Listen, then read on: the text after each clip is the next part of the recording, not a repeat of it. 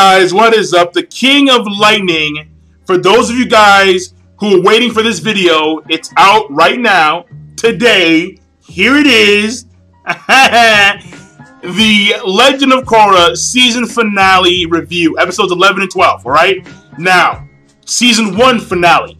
Now, that being said, okay, I did state in my first Legend of Korra character profile that I was going to do the season finale review. I stated that in that first Legend of Korra character profile. And this video would have came out on Saturday, like everyone else's videos. However, I had computer troubles, and then I had to catch a flight back to New York, and all this kind of stuff. So I do apologize for not posting the video on Saturday. However, if you are going to complain, bitch, and moan about me not posting the video earlier on Saturday, such as, but dude, the episode was on Saturday, today is Monday, and I just don't give a fuck. I don't care. So, that being, if you're still gonna complain, here it is. In one sweeping motion. Bam. Okay, we're done. We're done with that, right? We're done with that, okay? That being said, alright?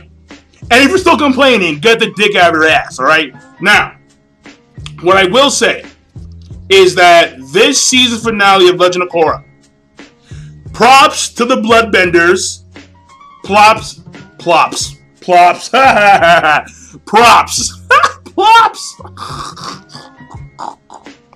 yo, fail, son. Props to the bloodbenders, props to the firebenders, alright? Plops. Yo, I'll say it one more time, alright? Props to the bloodbenders, props to the firebenders, especially General Iroh. This guy, he was so impressive. I mean, the fact that he was able to use the firebending as a means of jet propulsion and fly alongside with the planes and take them out. That was sick. One of the best parts about General Iroh, and one of the best scenes in this entire episode, was when the planes were bombing his fleet and General Iroh was on the top mast and he was taking out all these planes, and one plane got through, shot a missile at General Iroh and when he was on the mast, and this dude just cocked back and the thing exploded in his face. That was hot. That was hot. And then of course there was the scene where he hijacked the plane and then he was taking out other planes while he was on that plane. That plane blew up. He was flying and gliding in the sky with his fire, and he was still taking out planes. That was sick. You have no idea. Oh my god, no, actually, correction. You do have an idea if you saw the season finale. That was hot. That was literally fire, straight up. Yeah, that was hot. That was so good. That was so good. One of the best scenes. Actually, no, some of the best scenes in this episode come from General Iroh. Straight up. Straight up. Of course, the main gist of the season finale was the reveal of Amon. Correction, Noah talk, okay?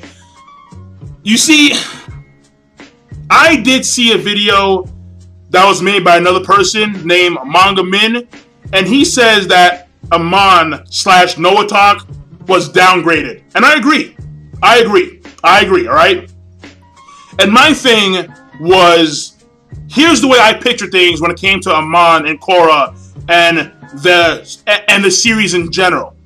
The way I saw things was that Amon was given the ability to take away people's bending by the spirits, because Korra did not have the affinity with the spirits, and thus she was not favored by the spirits. Even though she was the Avatar, since she had no strong connection when it came to her spiritual ties, the spirits instead favored someone else, and that someone else was Amon, and thus they gave him the ability of an Avatar, which was to take away someone's bending. That's what I thought. But now that he is a bloodbender, I mean, I'm not going to say that bloodbending is bad. But what I am going to say is that I felt that he was kind of downgraded. Him being favored by the spirits would have been a lot better. Because then this would have led to season 2. Where Korra would have tried she would have tried to regain the trust of the spirits, especially once her water, earth, and firebending were taken away. That's what I thought. That's what I thought would have happened. But I mean, I'm wrong, and that's cool. That's cool. But I do agree with Manga Min when he says that Amon was downgraded. I really do. I really do. But that being said, bloodbending is still beastly shit. It is still beastly shit. Okay. Look, I always thought that if I were to exist within the Avatar world, I always want to be a firebender. You know, fire, lightning, that stuff is cool. Especially with General Iroh flying around, yeah, that stuff is cool. However, bloodbending, I mean, honest to God, the fact that this is a show made for teenagers, the fact that, because bloodbending could be a lot more dangerous, right? Picture this. If you're a bloodbender and you're being confronted by 3 firebenders, you could go like this and crack all their necks and like walk away. Like literally just walk away. And they'll be dead on the ground. So bloodbending is the most powerful bending. Actually, yeah. It is the most powerful bending. Because the Avatar is not bending. Per se, it's the ability to control all forms of bending. But when it comes to a specific category of bending, bloodbending is the strongest by far. By far. It rapes firebending and lightning bending. It destroys earth bending and metal bending. It beats air bending. And water bending is, again, water bending and bloodbending are the same thing. So that bloodbending is, you know, we get it. We get it, okay? We get it.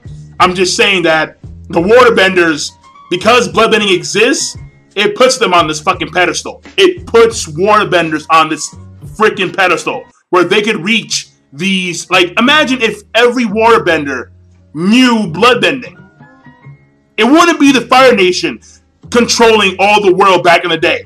It would have been the freaking water tribes going to every damn country. They would have gone to the Fire Nation, the Earth Nation. They would have wrecked every place with bloodbending, straight up, uncontested, unless by the Avatar. And then even still, the Avatar has only faced one bloodbender at a time. I have no idea how the Avatar would face off against multiple bloodbenders, which would actually, yeah. I really do wonder. If there was more than 2 bloodbenders, could the Avatar still pull off a win? Who knows, alright? And of course, the fact that the bloodbending, when you're an extreme bloodbender, like Amon / Noah Talk, you have the ability of an Avatar to take one's bending away with that magical thumb, you know, straight up. And that's good stuff. That is good stuff. So, bloodbending, obviously, is crazy stuff. And props to all the bloodbenders. Now, when it comes to this episode, in my personal opinion, the beginning was a little bit too fast-paced, all right?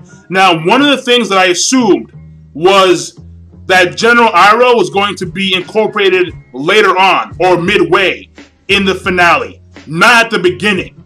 General Iroh was there at the beginning. His fleet was already there in Republic City at the start of the episode. That, to me, I felt was a little bit too fast-paced. I thought that General Iroh was going to come in later on, and then there would have been this war between the Equalists and, you know, the fleet of General Iroh, and then Bumi coming in later. Oh, by the way, that's cool, too, yeah. The fact that the second commander of the fleet was Bumi, who was Tenzin's brother. I mean, that's kind of cool. Like, we see him later on at the end of the episode. He's kind of crazy and wild, you know, reminiscent of the older Bumi in the old season of the Last Airbender. That was cool, all right? But I thought that the fleet was going to come in much later on in the episode, all right? But, you know, I mean, that's the only problem. That's my only issue. Well, that and the fact that Season 2 is kind of a mystery now because Korra has all the bendings down and the Avatar state. So I have no idea who's going to be the main focus in Season 2. I have no idea. So, yeah. I mean, so basically, when it comes to this episode, The only issues that I have are the beginning and the ending. All right, the beginning was a little bit too fast paced, and the ending was good. The ending was good, which in my opinion was the best scene in this entire episode, where we have all the previous avatars come out and restore Korra's powers, and Aang leading the way. That to me was the best scene in the entire episode. However, it does leave season 2 like, what's next? Because she has now attained Avatar state. She can now return people's bending to them, and she also has attained spiritual awareness, and she has all her powers back. So, where are they going to go with season 2? Season 2 is kind of a mystery now. Like, who's going to be the main focus? Because Amon, because I'm assuming that Amon is dead. At the end of the episode, we see Tarlok and Amon, and they're coasting on this high-speed cruiser. And, well, Noah talk. And we see we see Tarlok commit suicide with the glove that was in one of the compartments. And apparently Noah Tuck kind of knew this was coming, because we see him cry towards the end as it happens, and like there's a spark and like the ship explodes. So we can assume that Noah Tuck and Tarlok are both dead. And if they're both dead, where does season 2 go from now? And if in fact Amon is not dead, then what is Amon going to do in order to make amends for the death of his brother? Because I'm assuming either way that Tarlok is dead. I'm assuming either way that Tarlok is dead. I really am. So, yeah, because Tarlok lost his bending, while Amon didn't lose his bending. So Amon could have made a water sphere to protect himself from the explosion in the nick of time. We don't know. We have no idea. So we'll see when season 2 comes around. Now, when it comes again, another part of this episode was when Korra gained airbending, which was good. All right, especially, I'm not gonna lie to you, right? Amon did his lieutenant. He did his lieutenant dirty. He did him straight up dirty. I was like, because the lieutenant's like, Amon, I saw you bloodbending. For years, I followed you. He charges in. What happens? Bloodbending. Yeah. You served me well. You crush, throw it to the side. I was like, that's fucked up. That's fucked up. So. But what I will say is that when Korra lost her power, when she lost her connection to the fire, earth, and water elements, I was kind of worried because I'm like, what's gonna happen now? What's gonna happen now? And Mako pulls out all the stops, all right? He actually shocks Amon with the lightning. And then he runs away. What happens? Amon, bloodbending, yeah, come here, yeah. Magical thumb, and this was sick. Korra goes for the punch like nothing is there, but what comes out? Air. Straight up air. Bam. Straight air cannon right in Amon's face. Send him flying back. That was cool, alright? Now, again, this is what I thought season 2 was going to be about. The moment I saw that Korra had attained airbending, but she had lost water, earth, and firebending, I thought that season 2 was going to be about her trying to regain the elements of fire, water, and earth. That's what I thought. But again, season 2, again, like one of the biggest things of the season finale is that it leaves season 2 with like a blank. Like, what's going to happen now? Like, what is really going to happen in season 2? I have no idea. No idea. So I can wait and see, but as of right now, season 2 for me, completely blank. I have no idea. So, I'm gonna say it's gonna be good. It's Avatar. So yeah, it's gonna be good. So, and and Asami. When it comes to the other characters like Asami, Bolin, Tenzin getting captured. Okay, this had me. I was sweating. I was sweating for the airbenders. I was like, yo. This nigga Amon actually captured Tenzin and his kids. And his pregnant wife is in captivity. I was worried, you're right. But, Korra and Mako pull it off. Which, by the way, was very slick on Amon's part. The fact that he had a fake scar across his face, very slick stuff.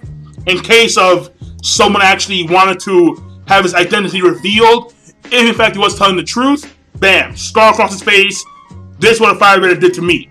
Bam, right there. So, you know, well played, well played. And of course, we see that Tenzin and his family get saved. Now, we don't see Tenzin and the kids. We don't see them save the wife, but she's obviously saved. Obviously, everything's a-okay. But I was really worried about the airbenders, because imagine if not just all of them, but imagine if one. Imagine if Milo got his airbending taken away, which I'm pretty sure people would have been pissed, like, yo, Milo. But what if Milo got his airbending taken away? That would have been some tragic shit. At the time, that would have been some tragic shit. That really would have, right?